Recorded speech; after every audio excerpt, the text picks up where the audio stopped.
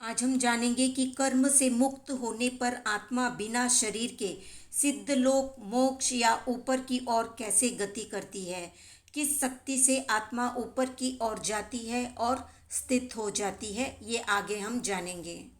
भगवान महावीर के प्रमुख शिष्य गौतम भगवान महावीर से पूछते हैं कि भगवान, कर्म रहित जीव की गति होती है क्या, और अगर गति होती है तो वो कैसे होती है। तो भगवान जवाब देते हुए बताते हैं कि कर्म मुक्त जीव या अकर्म जीव की गति होती है।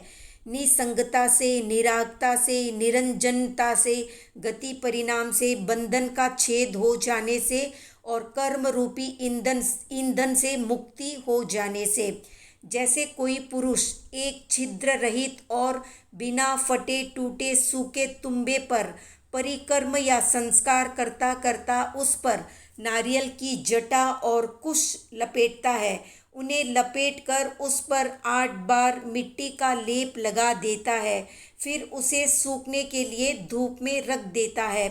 बार बार धूप में देने से अत्यंत सूखे हुए उस तुम्बे को अतः अतरणीय यानी जिस पर तैरा न जा सके पुरुष प्रमाण से भी अधिक जल में डाल देता है, तो वो तुम्बा मिट्टी के उन 8 लेपों से अधिक भारी हो जाने से पानी के ऊपरी तल को छोड़कर नीचे पृथ्वी तल पर जा बैठता है।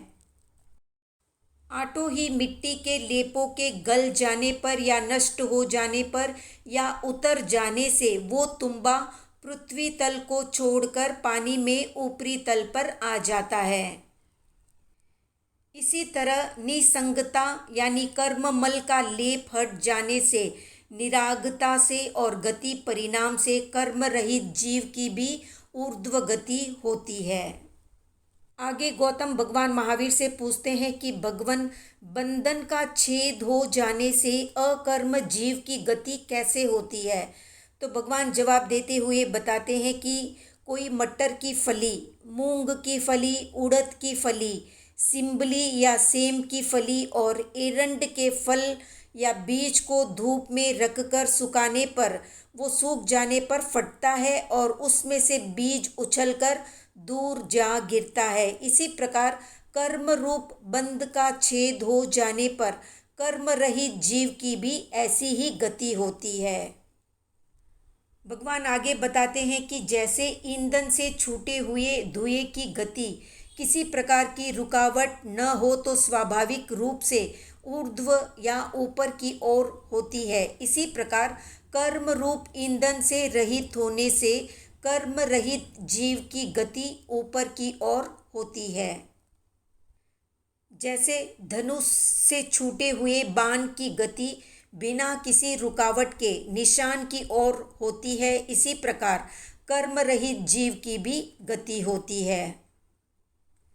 संक्षेप में जानते हैं। जैसे तुम्बे पर डाब और कुश को लपेटकर मिट्टी के 8 गाढ़े लेप लगाने के कारण जल पर तैरने के स्वभाव वाला तुम्बा भी भारी होने से पानी के तले बैठ जाता है, किंतु मिट्टी के लेप हट जाने पर वो तुम्बा पानी के ऊपरी तल पर आ जाता है, वैसे ही आत्मा कर्मों के लेप से भारी हो जाने से नरक आदि अधोगमन करता रहता है, किंतु कर्म लेप से रहित हो जाने पर वो स्वतः ही ऊर्ध्व गति करता है। निरागता यानी मोह रहितता। मोह के कारण कर्मयुक्त जीव भारी होने से ऊर्ध्व गति नहीं कर पाता। मोह सर्वथा दूर होते ही वो कर्म रहित होकर ऊर्ध्व गति करता है। जिस प्रकार तिर्यक वहन स्वभाव वाले वायु के संबंध से रहित दीपशिखा स्वभाव से ऊपर की ओर गमन करती है, वैसे ही मुक्त या कर्म रहित आत्मा भी नाना गति रूप विकार के कारणभूत कर्म का अभाव होने से, ऊर्ध्व गति स्वभाव होने से ऊपर की ओर गति करता है। जिस प्रकार बीज कोश के बंधन के टूटने से एरंड आदि के बीज की ऊर्ध्व गति देखी जाती है, वैसे ही मनुष्य आदि भव में बांधे रखने वाले गति, जाति, नाम आदि समस्त कर्मों के बंध का छेद होने से मुक्त जीव की ऊर्ध्व गति जानी जाती है।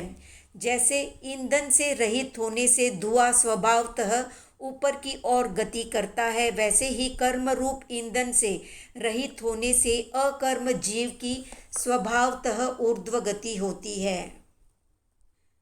जैसे कुमार के प्रयोग से किया गया हाथ, दंड और चक्र के संयोग पूर्वक जो चाक घूमता है, वो चाक उस प्रयत्न या प्रयोग के बंद होने पर भी पूर्व प्रयोगवश संस्कार क्षय होने तक घूमता है।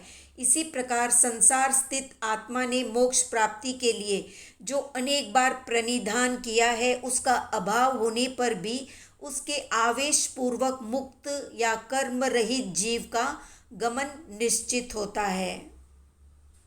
तो ये थी संक्षिप्त जानकारी मुक्त आत्मा की गति की। आज का प्रश्न है कि सिद्ध कितने प्रकार के होते हैं, कमेंट में बताएं। वीडियो पसंद आया तो लाइक शेयर सब्सक्राइब करें।